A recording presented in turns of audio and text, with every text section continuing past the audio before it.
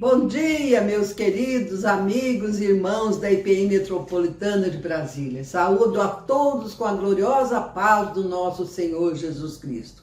Que todos sejam muito abençoados nesta manhã de domingo, dia consagrado ao louvor e adoração ao nosso Deus eternal. Hoje eu quero ler para vocês alguns versículos do Salmo 18, Salmo de Davi. Eu te amo, ó Senhor, força minha. O Senhor é minha rocha, minha cidadela, o meu libertador, o meu rochedo em que me refugio, o meu escudo, a força da minha salvação. Laços de morte me cercaram, torrentes de impiedade me puseram terror, cadeias infernais me cingiram e tramas de morte me surpreenderam. Na minha angústia, clamei ao Senhor, invoquei ao Senhor, gritei por socorro ao meu Deus. Ele do seu templo ouviu a minha voz e o meu clamor lhe penetrou os ouvidos. Amém? Vamos ler uma poesia do bispo Sadi Machado da Silva. As pedras do caminho. Senhor, eu gostaria que tu tirasse as pedras do meu caminho, todas as pedras de todos os caminhos pelos quais devo transitar. Essas pedras me atrapalham, essas pedras ferem meus pés, as mãos, parece que ferem a própria alma, essas pedras me ferem o coração. Eu quero um caminho sem pedras, Senhor, caminho onde tudo seja paz, caminho sem chuvas torrenciais, caminho onde transborde jorrando a grandeza infinita do teu infinito amor.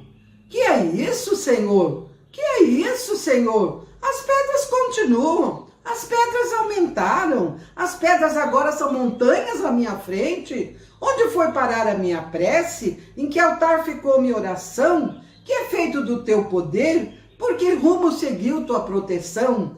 Ah, meu filho, o Senhor me fala mansamente. As pedras aí estão, e as pedras irão ficar. Faze, porém, destas pedras um desafio, e deste desafio uma canção.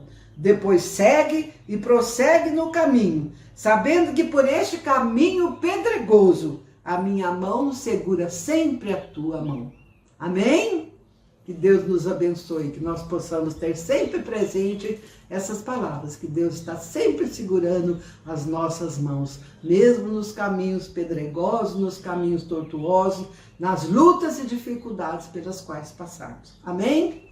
Vamos orar. Obrigada, Senhor, porque a Tua palavra nos conforta, a Tua palavra nos eleva, a Tua palavra nos anima, nos incentiva e acalma o nosso coração. Obrigada porque Tu és um Pai de amor, um Pai misericordioso, que ouve sempre as nossas preces e atende ao nosso clamor. Perdoa, Senhor, os nossos pecados e fica sempre conosco. Ajuda-nos na nossa caminhada, mesmo através dos caminhos pedregosos. Oramos agradecidos em nome de Jesus, o nosso amado Salvador. Amém. Vamos ao louvor e adoração dessa escola dominical, depois ao estudo bíblico da nossa manhã deste domingo. Amém? Uma boa tarde a todos.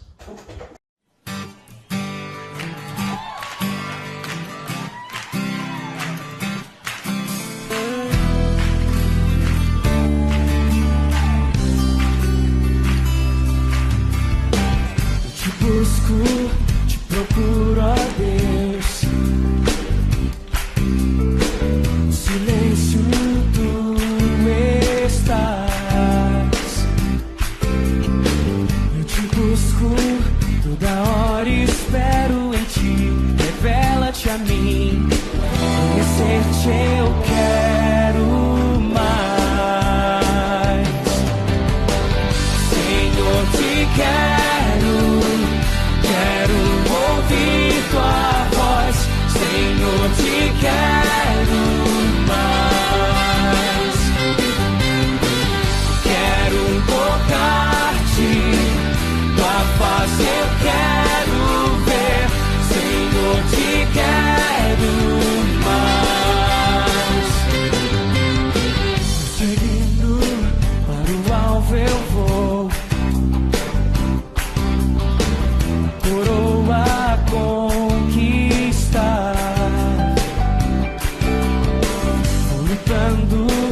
nada pode me impedir, eu vou te seguir. Conhecer-te eu quero mais. Com alegria ao Senhor. Senhor, te quero ouvir tua voz. Senhor, te quero mais. Quero tocar-te, tua face eu quero ver. Senhor, te quero mais.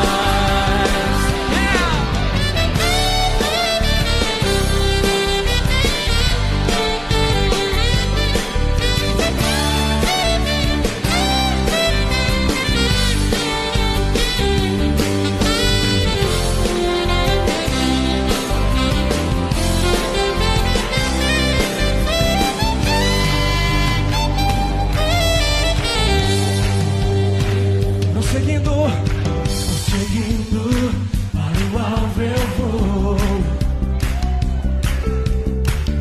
coroa conquistar.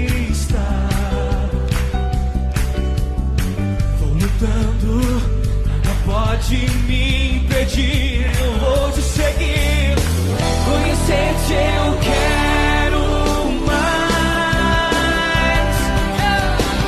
Senhor, te quero. Ouvir tua voz, Senhor, te quero mais. Quero tocar-te, tua face eu quero ver. Senhor, te quero, como te quero. Senhor, te quero, quero ouvir tua voz. Senhor, te quero mais. Quero tocar-te, tua face eu quero ver. Senhor, te quero mais.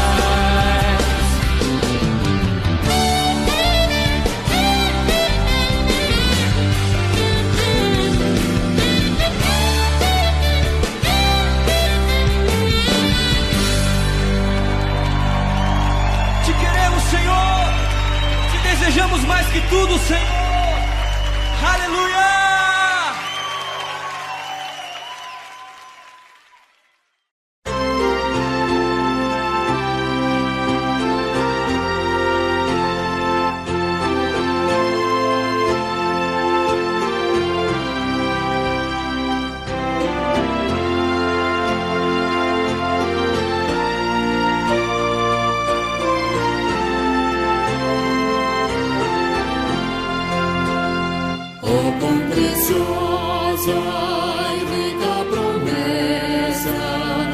Jesus Cristo, celeste Rei, ao que confia na sua graça, diz Ele: nunca te deixarei.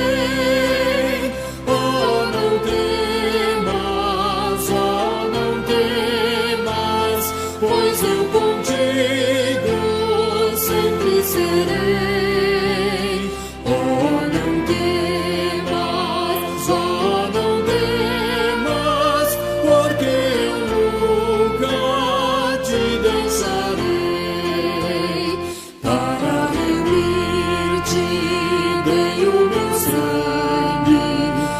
Sem demora, pois te chamei, meu para sempre, tu és agora, nunca sem nunca te deixarei. Oh, não temas, pois eu contigo sempre serei.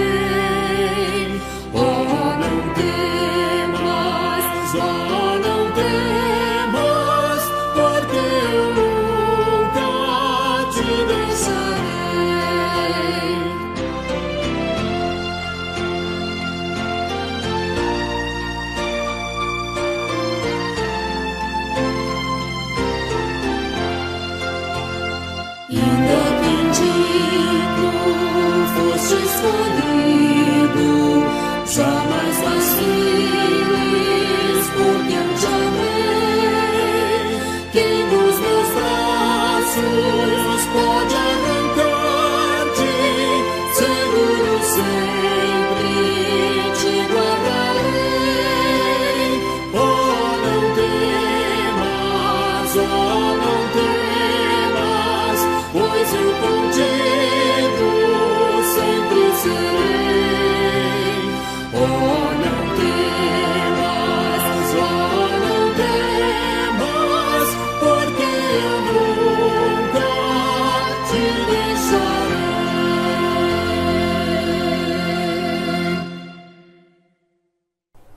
Bom dia, irmãos. Eu saúdo a todos com a paz do nosso Senhor Jesus Cristo, nessa manhã de domingo, onde nós vamos aprender mais um pouco da palavra do Senhor. Vamos continuar com nossos estudos sobre família, pela graça de Deus, para a sua glória, para o bem do mundo. Hoje nós vamos estudar um tema que diz santidade familiar e fidelidade a Deus. Santidade familiar e fidelidade a Deus. A palavra do Senhor diz o seguinte: no passado, Josué desafiou as famílias, dizendo: agora, pois, temei ao Senhor e serve-o com integridade e com fidelidade. Deitai fora os deuses aos quais serviram vossos pais da além do Eufrates e no Egito, e servi ao Senhor. Então a família tem que ser uma família que tenha temor a Deus, que tenha integridade e fidelidade a Deus, e que não tenha outros deuses, porque nosso Deus é um Deus único, é um Deus que é triuno, Deus Pai, Deus Filho e Espírito Santo, mas é um Deus único. Então, as famílias têm que tomar cuidado, têm que observar dentro do seu seio se eles têm essas características, se tem temor a Deus, se serve a Deus com integridade e com fidelidade, e se não tem outros deuses, outras idolatrias no seio da família. Às vezes, irmãos, idolatria não é só adorar um ídolo físico, um ídolo material como uma imagem, uma estátua. Idolatria é também você amar outras coisas mais do que Deus. Amar mais um time de futebol, amar mais uma novela, uma televisão, um programa de TV, amar mais um hobby qualquer do que a Deus. Na vida, nós temos que ter fidelidade e integridade ao servir ao Senhor. Reconhecendo que Deus é o único e que somente a Ele nós temos que dar louvores e glória, para que a família seja uma família abençoada por Deus. Como nós vamos falar de santidade e fidelidade a Deus, nós vamos estudar amor a Deus e aos irmãos em Cristo, nós vamos estudar o temor de Deus, e nós vamos estudar a atenção ao que acontece à volta. É observar, ver o que está acontecendo dentro do nosso lar, dentro da nossa família.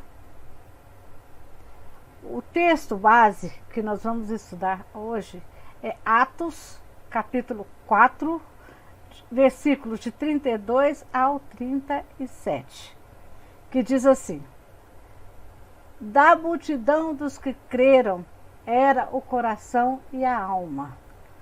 Ninguém considerava exclusivamente sua nenhuma das coisas que possuía. Tudo, porém, lhes era comum.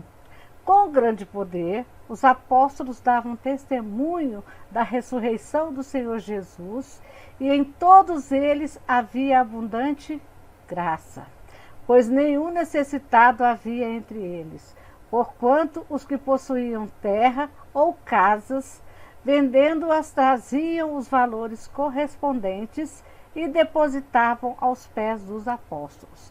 Então se distribuía a qualquer um à medida que alguém tinha necessidade.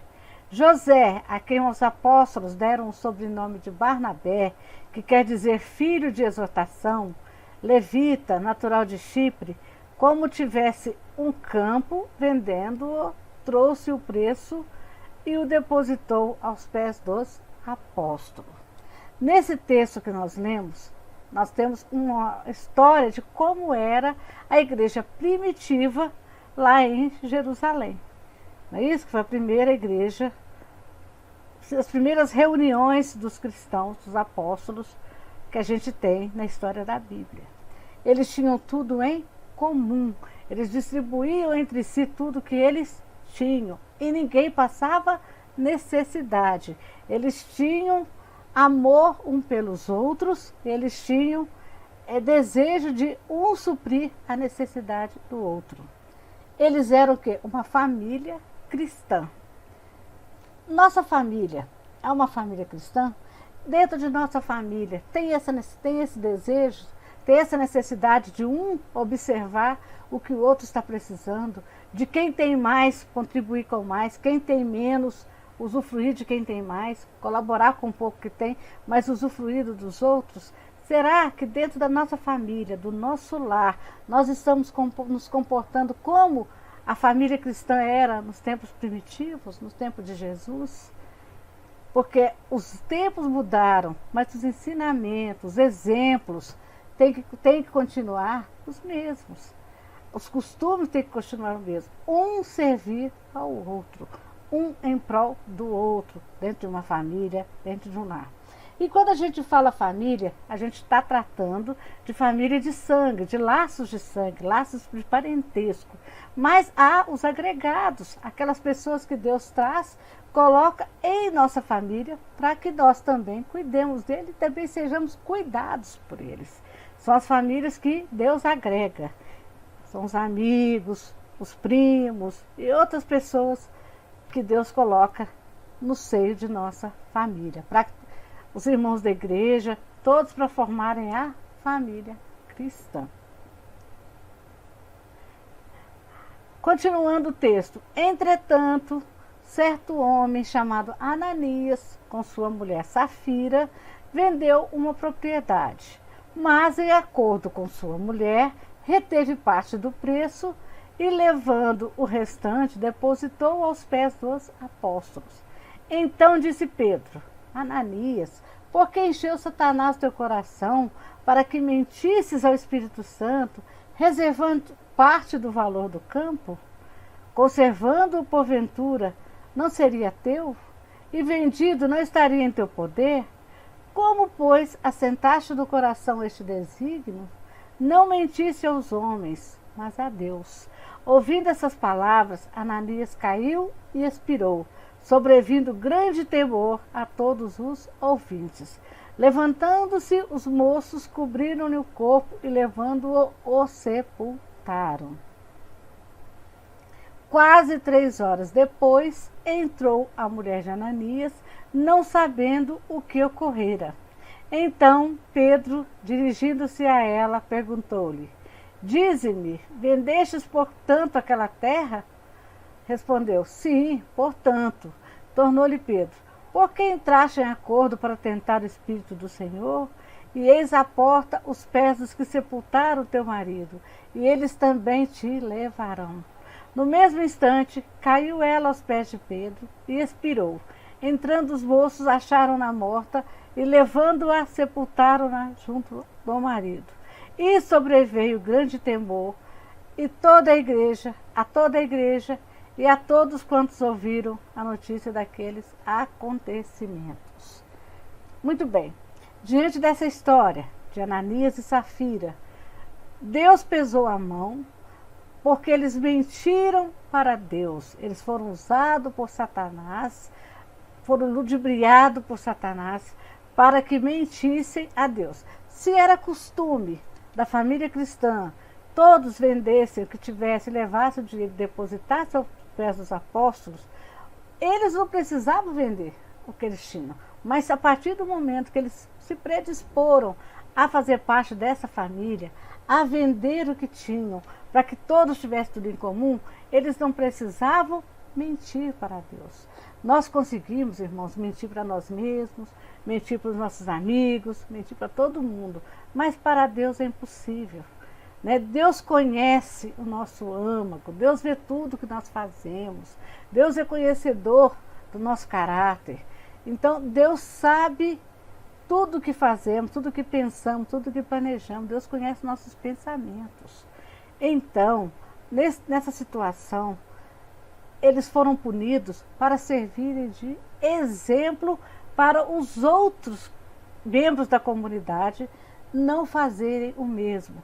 Deus puniu Ananias e Safira com a morte para que os irmãos vissem o poder de Deus e compreendessem que Deus tudo vê, que de Deus nada se esconde, que a partir do momento que eu fizer um propósito, que eu me propor a fazer algo em nome de Deus, eu tenho que fazer direito. Eu tenho que fazer com amor e com temor. Com amor ao próximo e com temor a Deus. Porque nosso Deus é poderoso. Aí eu penso, mas será que morrer, né, é um castigo? Pode ser que Ananias e Safira, né, embora tivessem pecado, né, pode ser que Deus até tenha tido misericórdia deles e eles tivessem sido salvos. A gente não pode julgar, a gente não sabe o que vai na mente e no coração de Deus. Né? De repente a morte ali não foi nenhuma punição. A morte ali foi somente para ser um exemplo, para que essa história fosse gravada, preservada para nós, para que nós também possamos enxergar como eles enxergavam, né? Como eles enxergaram o poder de Deus sobre a comunidade cristã, sobre a família cristã. Dentro de nossa família, nós temos que tomar cuidado, porque tudo que nós fazemos dentro da família, tem um Deus que está vendo tudo, tem um Deus que é justo, mas tem um Deus também que quando ele pesa a mão, é como diz, se Deus é por nós, quem será contra nós? Mas e quando Deus é contra nós? Quando Deus coloca a mão de um pai amoroso, de um pai que quer nos corrigir, de um pai que quer nos mostrar o caminho correto, né? Pesa a mão, nós não temos para onde cair. Nós temos só que orar, nos humilhar, arrepender e tentar não repetir o erro para que Deus nos perdoe e nos abrace de novo como filhos e nos coloque no caminho correto. Amém, irmãos? Então, às vezes, uma coisa que aos nossos olhos parece que é uma coisa injusta, Deus tem um propósito muito maior atrás. Então, vamos procurar, dentro da nossa família, viver com temor, com amor pelos irmãos, com temor a Deus, com fidelidade e com transparência para com a família, porque podemos esconder todas as nossas falhas, de todo mundo, mas Deus, que é o principal, está vendo. A família cristã, ela deve cultivar hábitos de fidelidade ao Senhor. Então, dentro de uma família cristã, os hábitos de fidelidade ao Senhor devem ser passados de pai para filho, de geração para geração, para que Deus seja louvado em nossa família, para que Deus também seja engrandecido em nossa família, para que Deus seja manifestado, mostrado ao mundo em nossa família, porque é uma família diferenciada, é uma família que tem bons hábitos em ser fiel e em agradar e ser agradável aos olhos do Senhor. Lá em Salmos 26:4 diz: não me tenho assentado com homens falsos e com os dissimuladores não me associo. Então, para a gente adquirir bons hábitos dentro da família, nós temos que procurar não aprender, não adquirir, não apoiar pessoas falsas, pessoas dissimuladas, pessoas que não querem nada com Deus e fingem. São os lobinhos em pele de cordeiro. Com essas pessoas a gente não tem que assentar, a gente não tem que se associar. Temos que levar para dentro da nossa casa pessoas de bons hábitos. Né? Não vamos deixar o joio entrar no meio do nosso trigal, porque depois vai ser difícil, vai demorar muito para que nós possamos enxergá-lo, diferenciá-los e arrancá-los. Não é? Então vamos vigiar, vamos orar. Não vamos assentar com homens falsos e dissimuladores, não vamos nos associar. Vamos cuidar da nossa família. A família cristã deve demonstrar amor a Deus e aos irmãos em Cristo. Lá em Atos 4,32, conforme nós lemos, de acordo com os hábitos da família cristã, dos primeiros irmãos cristãos, diz o seguinte: da multidão dos que creram, era um o coração e a alma. Ninguém considerava exclusivamente sua nenhuma das coisas que possuía. Tudo, porém, lhes era em comum. Hoje em dia, a gente tem sobrando em nossas casas muitas coisas, a gente acumula, nós somos acumuladores. E nós não dividimos com os irmãos que necessitam. Infelizmente, muita gente tem o bom hábito de pegar tudo que não lhe serve mais e distribuir. Mas outros vão só acumulando, acumulando, acumulando. Tem coisas que nunca vão lhe ser útil, mas eles não desfazem. Na comunidade cristã, não era assim que as coisas funcionavam. E não é assim que Jesus quer que funcione em nossa casa. Jesus quer que nós sejamos como eles eram. Que nós, dentro da nossa família, que nós sejamos tudo em comum.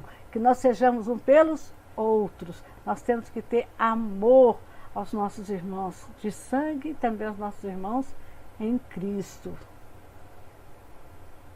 Olha que beleza, quando os irmãos são unidos, formando um só coração, pulsando com um só propósito dentro de uma família. Pai, mãe, filhos, todos com o mesmo propósito, ter um coração que não é de pedra, um coração que é sanguíneo, que pulsa em prol da obra, em prol do Senhor, em prol dos irmãos, em prol dos mais necessitados. Né? Então nós temos que ser um só coração e formarmos a família que Deus nos colocou e também a família cristã, a família que faz diferença na comunidade. Lá em Mateus 22, versículos de 37 a 40, Jesus diz: amarás o Senhor teu Deus de todo o teu coração, de toda a tua alma e de todo o teu entendimento. Este é o grande e primeiro mandamento. O segundo, semelhante a este, é: amarás o teu próximo como a ti mesmo. Destes dois mandamentos dependem toda a lei e os profetas. Eu posso conhecer toda a Bíblia, saber a Bíblia toda de cor, tentar praticar tudo que a Bíblia ensina, mas se eu não amar a Deus sobre todas as coisas, e se não amar o meu próximo como a mim mesmo, eu não tenho conhecimento nenhum da palavra de Deus. Esses dois grandes mandamentos, irmãos, têm que estar gravados no nosso coração. Nós temos que ter o desejo todos os dias, o propósito de todos os dias, quando nós acordarmos de manhã, tem que ser esse: amar, glorificar a Deus, usufruir de todas as bênçãos de Deus e cuidar de todos os irmãos que Deus coloca em nosso caminho para que nós cuidemos. Então vamos amar o nosso próximo, vamos ter compaixão, dó nunca. Jesus não tinha dó de ninguém, Jesus tinha compaixão. É diferente, porque compaixão é aquele sentimento que nos impulsiona a fazer algo em prol de alguém, em prol de uma causa, em prol de uma pessoa. Então, glória a Deus por isso. Se eu acordo de manhã glorificando a Deus, amando a Deus de todo o meu coração, de toda a minha alma, de todo o meu entendimento, e também amando ao meu próximo como a mim mesmo. Palavras belíssimas de Jesus, ensinamento riquíssimo, é o cerne de toda a palavra de Deus, de todo o cristianismo. É esse: amar a Deus sobre todas as coisas e ao próximo como a nós mesmos.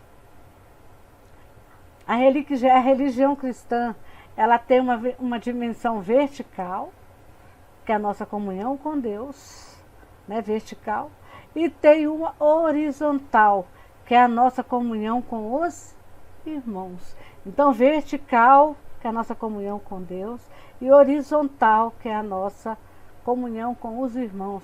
Coincidentemente, é o formato da cruz. Então, todas as vezes que nós olharmos para a cruz, nós temos uma vertical, que é a nossa ligação de nós com Deus, e tem horizontal, que é nossa com os irmãos. Essa é a mensagem que a cruz nos passa, essa é a mensagem que nós temos que praticar todos os dias. Tiago 1:27 diz: a religião pura e sem mácula para com o nosso Deus e Pai é esta: visitar os órfãos e as viúvas nas suas tribulações e a si mesmo guardar-se incontaminado do mundo.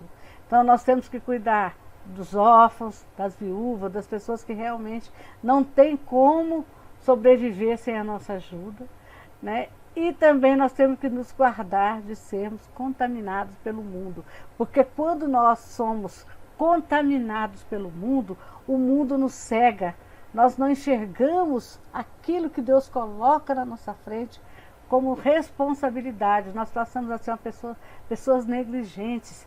Deus nos dá a missão, a gente não enxerga, o mundo desvia nossos olhares, nos contamina, nos chama para outras coisas fúteis, e a nossa missão, aquilo que Deus colocou para nós naquele dia, como missão para nós naquele dia, nós não enxergamos. Nós deixamos de visitar os órfãos, deixamos de cuidar das viúvas em suas tribulações, e vamos para o mundo, para as coisas fúteis que nos afastam de Deus, que entristece a Deus. E não é isso, não é para esse fim que nós somos feitos. Isso nos causa o quê? Tristeza, nos causa o sentimento de inutilidade, de vaso sem utilidade, vaso quebrado, vaso danificado. E Deus nos fez para sermos o quê? Vaso de honra, né? Para sermos usados por Ele como adorno do mundo, não como vergonha, aquela coisa, aquele vaso que quando a visita chega, a gente esconde, porque está trincado, está feio, está quebrado, né? Então não vamos deixar, irmãos, que o mundo nos ludibrie, nos mostre coisas que não tem nada a ver, coisas que não vão nos edificar, e deixarmos de fazer o que nos é colocado como missão: visitar os órfãos, as viúvas, as suas tribulações. Isso é missão da igreja, né? Da religião pura e sem mácula. Amém? 1 João, capítulo 4, versículos de 20 e 21. Se alguém disser, amo a Deus, e odiar a seu irmão, é mentiroso. Pois aquele que não ama seu irmão, a quem vê, não pode amar a Deus a quem não vê. Ora, temos da parte dele este mandamento, que aquele que ama a Deus, ame também o seu irmão. Então nós temos a nossa família, nós temos os irmãos de sangue que Deus escolheu para a gente. Nós não escolhemos, mas Deus colocou. Não são perfeitos, como nós já falamos, como nós também não somos, mas nós temos que conviver em amor. Eu tenho que amar o meu irmão do jeitinho que ele é, porque foi assim que Deus o fez. Mas se eu odiar o meu irmão e disser que amo a Deus, eu sou o quê? Mentiroso. Porque se eu não consigo amar o meu irmão, que nasceu, cresceu comigo, que eu conheço, a quem eu vejo, como é que eu vou amar a Deus, que a gente sabe que existe e não o vemos fisicamente? Nós vemos Deus sim, no seu mover, no seu agir, em todos os momentos de nossa vida, mas nós não o vemos fisicamente. Mas se eu não consigo amar o meu irmão, eu também não consigo amar a Deus. Então, não vamos dizer amo ao Senhor sem primeiro parar, pensar, analisar, mensurar o quanto eu amo, o quanto eu me importo, o quanto eu me interesso pela vida do meu irmão. Caso contrário, se eu não consigo amar meu irmão, se eu odeio meu irmão, eu também não amo a Deus.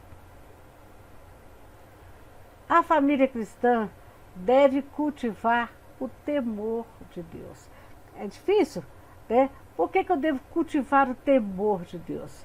Porque, olha, nós lemos lá em Atos 5, 3, 4. Ananias, porque encheu Satanás seu coração, para que mentisse ao Espírito Santo, reservando parte do valor do campo, conservando porventura não seria teu? E vendido não estaria em teu poder? Como, pois, assentaste no coração este desígnio? Não mentiste aos homens, mas a Deus. Deus, como nós já falamos lá atrás, Deus é amor, mas Deus é Pai. Deus quer o quê? Nos disciplinar. Deus quer que cheguemos a Ele em vestes brancas, com coroa, com diplomas, diplomado, aprovado por Ele. Né? Então Deus não quer que pessoas mentirosas, não quer pessoas que o mundo fala, ela acredita, ela atende. Deus quer pessoas que o temem, que antes de fazer qualquer coisa errada, primeiro pensa, Deus está vendo. E Deus é Pai, Deus não vai se agradar disso. Se Deus não vai se agradar disso, Deus não vai aceitar as minhas ofertas, as minhas orações da forma que eu quero que Ele atenda. Eu não vou conseguir ter a intimidade que eu quero ter com Deus, porque eu não estou sendo uma pessoa sincera, uma pessoa honesta, eu estou sendo o quê? Um mentiroso. Isso não agrada a Deus, isso deixa Deus o quê? Irado. E Deus, quando está irado, Ele é como um pai que quer disciplinar o seu filho. Ele pesa a mão. E a disciplina de Deus dói. Quando a gente canta, eu quero ser, Senhor, um vaso novo, dói, porque Deus vai pegar, Deus vai nos quebrar e vai nos refazer. Não é? Isso chama arrependimento quando nós cantamos. E Deus, quando quer nos corrigir, Ele nos quebra. Ele quer nos fazer um vaso novo.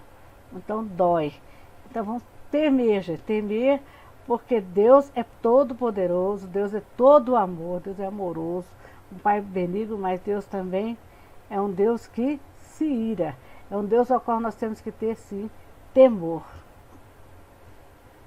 Lá em Provérbios 9 diz, o temor do Senhor é o princípio da sabedoria e o conhecimento do santo é entendimento. Então quem teme a Deus é sábio, porque ele não vai fazer coisas que desagradem a Deus e provoquem a sua ira sobre si mesmo. Amém, irmãos? Vamos ser sábios, vamos ter temor e sermos o princípio da sabedoria, do conhecimento, do entendimento. Vamos fazer cultuar a Deus de forma racional. Caiu aqui.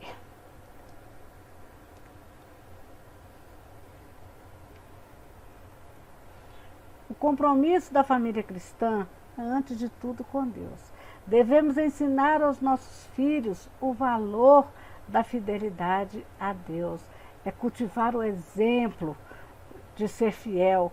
É devolver o dízimo e falar para o filho, olha, Deus nos deu tanto, eu estou devolvendo tanto.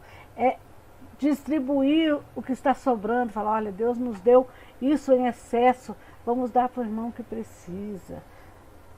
E em todos os aspectos, vamos ensinar a Deus, os filhos que temos que conversar com Deus, temos que orar a Deus, temos que cuidar dos irmãos, porque é um mandamento de Jesus. E assim, a família cristã, ela vai crescendo, ela vai sendo saudável, vai ser uma família sadia, harmoniosa, vai fazer diferença no mundo.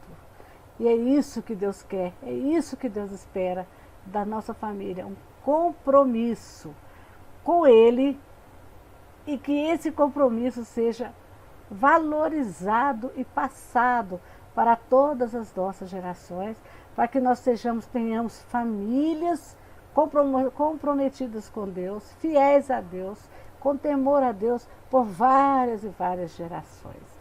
É muita responsabilidade, irmãos, cuidarmos de uma família. Às vezes nós achamos que cuidar de uma família é só dar roupa, sapato, comida, brinquedo, escola, mas nós esquecemos de uma coisa muito importante. Tudo isso não tem valor nenhum quando não se tem aprovação de Deus, quando não se tem um desejo de glorificar a Deus através dessas coisas. Porque essas coisas são coisas passageiras, coisas que te dá prazer agora, mas amanhã o prazer já passou. Agora, a intimidade com Deus é um prazer infinito. Minha família tem que aprender a conviver e amar a Deus e glorificar a Deus aqui na terra, porque vai fazer isso eternamente, vai ter um gozo eterno no céu. Amém? Então vamos cuidar da parte espiritual da nossa família. Disse Davi: bem sei, meu Deus, que tu provas os corações e que da sinceridade te agradas. Eu também, na sinceridade de meu coração, dei voluntariamente todas essas coisas. Acabo de ver com alegria que o teu povo, que se acha aqui, te faz ofertas voluntariamente. Olha só como que Davi, do rei Davi, conversava com Deus. Sabia que Deus fazia a prova do coração e que Deus se alegrava do coração sincero, do coração que voluntariamente devolvia o que era de Deus e distribuía com os irmãos com alegria tudo o que Deus o havia dado em excesso. Não só como dízimo, mas também como ofertas voluntariamente. Dízimo, meus irmãos, não é só dinheiro. Dinheiro sim, porque a igreja precisa, mas é também o nosso tempo, a nossa dedicação, a nossa oração, o nosso louvor, o nosso tempo que nós passamos com Deus. E Deus é muito merecedor. Nós temos que ter isso como prioridade em nossa vida. Passar o dia consagrando todas as coisas, quer comamos, quer bebamos, quer dancemos, tudo ao Senhor. Amém? Lá em Gálatas 5, 16, 17, diz, Paulo, dizendo, digo, porém, andai no Espírito e jamais satisfarei a concupiscência da carne, porque a carne milita contra o Espírito, e o Espírito contra a carne, porque são opostos entre si, para que não façais o que porventura seja do vosso querer. Ananias e Safira, por que eles mentiram para Deus? Porque eles quiseram satisfazer a concupiscência da carne, guardar um pouco de dinheiro, ter poder, tiveram medo de não terem reservas para o amanhã, não confiaram que Deus ia cuidar 100% deles sem o dinheiro. Então eles acharam que o Deus maior, a segurança maior naquele momento para eles era o dinheiro. E a segurança maior para a nossa família tem que ser a presença de Deus, a presença do Espírito Santo de Deus, a segurança de que nós estamos seguros nas mãos do único que pode nos manter seguros, que é nosso Deus. Então não vamos deixar que os desejos carnais, lascívia, ganância, orgulho, posição social, seja o que for, seja mais importante e represente mais segurança para a gente do que o nosso Deus. Olha só, um exemplo de desejos carnais. O moço ali, com sua maletinha, deve ter dinheiro, deve ter joias, ou algo de valor, que para ele, se ele perder, ele já não tem mais nenhuma posição social, ele não tem mais nenhuma segurança. Então a nossa segurança tem que estar no Senhor e não nos desejos carnais. Lá em Hebreus 10, 22 diz, aproximemo-nos com sincero coração, em plena certeza de fé, tendo o coração purificado de má consciência e lavado o corpo com água pura. Hebreus 10, 22. Então, para nós aproximarmos de Deus, nós temos que ter um coração sincero. Temos que ter plena certeza da nossa fé. Temos que ter um coração purificado de má consciência. Aquele coração que não pensa em coisas erradas. E lavado o corpo com água pura. Temos que ser o quê? Purificados pelo Espírito Santo de Deus, para que nós sejamos aprovados e agradáveis a Deus. O terceiro tópico é: a família deve tirar lições de tudo o que acontece. E sobreveio grande temor a toda a igreja e a todos quantos ouviram a notícia destes acontecimentos. conforme nós lemos lá em Atos 5:11. O que aconteceu com Safira e Ananias foi visto e divulgado pela igreja, e a igreja teve o quê? Grande temor diante de Deus. Então, com o exemplo de Safira e Ananias, eles aprenderam uma lição muito grande, que nada se esconde de Deus, que não vale a pena mentir para Deus, que nós não temos que valorizar nada mais do que o amor e a proteção de Deus. Nada nesse mundo nos protege a não ser a proteção divina.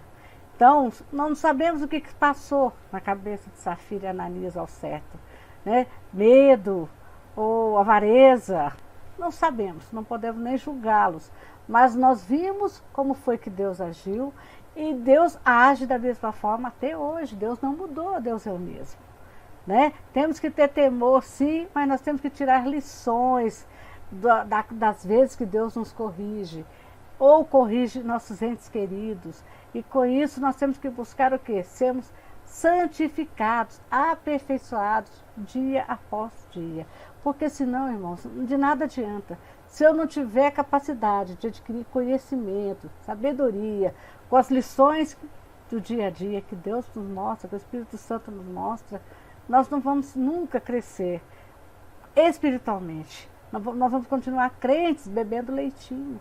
Nós não vamos chegar a ser crentes que comem comida sólida, que se alimenta de alimentos sólidos. Não é? E nós queremos, dia após dia, sermos cada vez mais parecidos com Jesus. Esse tem que ser nosso objetivo. Então vamos aprender a olhar dentro da família cristã, a nossa família que Deus nos colocou, as coisas que acontecem, como Deus age, como que às vezes o irmão erra. Vamos apoiá-lo, vamos ajudá-lo, vamos fortalecê-lo e vamos nos fortalecer com o que acontecer, para que a família seja cada vez mais sólida, mais harmoniosa, mais temente a Deus, mais agradável a Deus. Olha só, a mãe sentada, conversando com a filha, analisando, contando, passando algumas experiências, algumas lições importantes para que essa filha seja uma adulta saudável. E é assim que Deus faz conosco. Deus senta, conversa, o Espírito Santo vem, nos orienta para que nós sejamos cristãos saudáveis. Lá em 1 Coríntios, capítulo 10, versículos de 5-11, Paulo diz: entretanto, Deus não se agradou da maioria deles, razão porque ficaram prostrados no deserto. Ora, estas coisas se tornaram exemplos para nós, a fim de que não cobicemos as coisas más, como eles cobiçaram. Não vos façais, pois, idólatras, como alguns deles, porquanto está escrito: o povo assentou-se para comer e beber, e levantou-se para divertir-se. E não pratiquemos imoralidade, como alguns deles o fizeram, e caíram num só dia 23.000. Não ponhamos o Senhor à prova, como alguns deles já fizeram, e pereceram pelas mordeduras das serpentes. Nem murmureis, como alguns deles murmuraram, e foram destruídos pelo exterminador. Essas coisas lhes sobrevieram como exemplos, e foram escritas para advertência nossa, de nós, outros sobre quem os fins dos séculos têm chegado. Então, vamos prestar atenção. Quando nós não somos agradáveis a Deus, a gente fica prostrado. Onde? No deserto, passando por provações. Porque Deus quer que nós sejamos pessoas que vejam, que se arrependam do que estão fazendo errado, que prostrem, rasguem-se as roupas e vistam como os Davi e os outros grandes líderes faziam. Vistam roupas de saco de linhagem, em sinônimo de quê? De humilhação diante de Deus, de arrependimento diante de Deus, para que a gente volte a ter uma vida correta, para que nós possamos sair do sofrimento. né? Temos que tomar exemplo, porque nesse dia aí, segundo Paulo, morreram 23 mil pessoas rebeldes, pessoas que não foram agradáveis a Deus. E nós não queremos perecer. Muito pelo contrário, nós queremos viver e viver uma vida eterna ao lado de Deus. Uma vida agradável a Deus. Queremos viver eternamente com Deus, né? Então vamos observar, vamos tirar bons exemplos, não vamos cair nos exemplos das coisas do mundo, seguir os maus exemplos do mundo, porque senão nós também vamos perecer, vamos ficar prostrados no deserto de provações, porque é assim que nosso Deus age quando as pessoas são desagradáveis a Ele, desobedientes, mentirosos, avarentos, né? Porque não são pessoas que procuram cumprir com o seu fim, que é louvar e bendizer ao Senhor. Essas pessoas vão ser mordidas por serpentes. O mundo, gente, é uma grande serpente. Está prestes a nos dar o bote a qualquer momento. E tem gente sofrendo, sendo mordidos pela serpente todos os dias, né, para até serem exterminados. Devemos nos mostrar atentos a tudo quanto acontece à volta, tirando lições e evitando incorrer nos mesmos erros que os outros cometeram. Olha, a família cristã, ela deve ter isso. Ela deve ser uma igreja, um lar, um portal, um local onde a pessoa vai entrar e vai ser protegida pelo pai, pela mãe, pelos irmãos e principalmente por Deus. Esse é o verdadeiro exemplo da família cristã. Para terminar, vamos ler lá em 1 Pedro 4, de 7 a 11, que diz: Ora, o fim de todas as coisas está próximo. Sede, portanto, criteriosos e sóbrios, a bem das vossas orações. Acima de tudo, porém, tende amor intenso uns para com os outros, porque o amor cobre multidão de pecados. Sede mutuamente hospitaleiros, sem murmuração. Serve uns aos outros, cada um conforme o dom que recebeu, como os bons despenseiros da multiforme graça de Deus. Se alguém fala, fale de acordo com os oráculos de Deus. Se alguém serve, faça-o na força que Deus supre, para que em todas as coisas seja Deus glorificado por meio de Jesus Cristo, a quem pertence a glória e o domínio dos séculos dos séculos. Amém. Isso não precisa, irmãos, nem explicação, né? O texto é claro, não é? Vamos fazer tudo em prol de Deus. Vamos glorificar a Deus. Vamos consagrar nossa família a Deus. Vamos vigiar, vamos orar, vamos ter amor uns para com os outros. Vamos observar o que está acontecendo nas voltas, porque às vezes o inimigo entra dentro da nossa casa, entra dentro do nosso lar, faz estragos e a gente não vê, a gente fica cego. Vamos pedir para que o Espírito Santo de Deus tenha liberdade de agir na nossa casa, na nossa família, que Ele nos mostre todas as coisas erradas, todas as setas que o inimigo está lançando em nossa família. Vamos orar, pedir a Deus livramento, discernimento, e Deus nos concederá. Deus tem amor pela família. Embora a família seja imperfeita, foi constituída por Ele. Deus tem propósitos grandes pela família. Deus tem promessas grandes. Deus precisa das famílias unidas para que o nome dele seja honrado, glorificado, onde essa família estiver inserida, na sociedade que essa família estiver inserida, no mundo que essa família estiver inserida. Amém, irmãos? Que Deus abençoe a todos vocês, a família de vocês, que em 2021 seja o ano da família, seja um ano de restauração, seja um ano de recuperação, de união entre as famílias, seja um ano em que Deus vai fazer um trabalho maravilhoso, que o cristianismo vai crescer, que as igrejas vão lotar, que as famílias vão inteirinha para a igreja com o interesse de levar seus filhos para glorificarem a Deus. Né? Esse é o nosso desejo e eu tenho certeza é o desejo de Deus para a sua família, para a minha família. Amém? Vamos orar? Vamos terminar com uma oração. Senhor Deus, grande e maravilhoso Pai, muito obrigado, Senhor, pelo privilégio de termos uma família de carnal, uma família onde o Senhor sanguínea, uma família onde o Senhor nos inseriu por vontade do Senhor, a família cristã, Senhor Deus, da qual nós fazemos parte, a família que nós fazemos parte na sociedade. Que o Espírito Santo do Senhor seja com todos nós. Seja conosco, Senhor Deus, nesse domingo, nessa semana que se inicia. Que o Espírito Santo tenha liberdade de agir entre nós, entre nossas famílias. Dê-nos paz, dê-nos saúde, Senhor Deus. E principalmente queremos ter harmonia em nosso lar. É isso que eu peço e agradeço em nome de Jesus. Amém. Amém, irmãos. Até a noite.